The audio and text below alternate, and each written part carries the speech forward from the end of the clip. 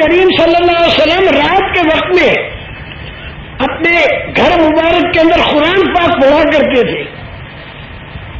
تو ایک کنارے پر ابو جہل کھڑا ہو کر ساری رات سنتا تھا، اور ایک کنارے پر اخنس بن شریح یہ ساری رات سنتا تھا، اور ایک کنارے پر ابو سفیان جو ابھی رضی اللہ عنہ نہیں بنا تھا وہ سنتا تھا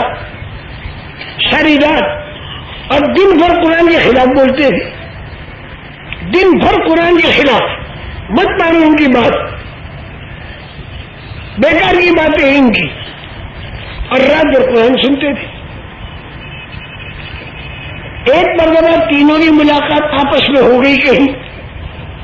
بھائی تم کہاں سے چھپایا بہت، دن بھانڈا پھونکا، معلوم ہوا کہ قرآن سن کے آ رہے، تو تینوں نے آپس میں طے کیا بھائی یہ قرآن کا سننا ہمارا ٹھیک نہیں، لوگوں کو معلوم ہو جائے گا تو لوگ سارے قرآن کی بات ماننے لگیں گے،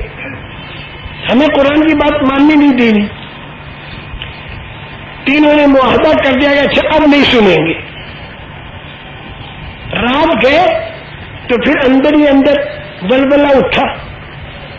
جیسے بھوکے کو کھانے کا شوق ہوتا ہے، پیاسے کو پینے کا شوق ہوتا ہے، اندر ہی اندر بلبلہ اٹھا، بے چینی، قرآن سننے کی بے چینی، کٹر بے ایمان، اور قرآن کا لفظ کتنا اثر کر رہا ہے اس پر، تو بتاؤ قرآن کا عمل کتنا اثر کرے گا دنیا والوں پر، اور قرآن کی دعوت کتنا اثر کرے گی۔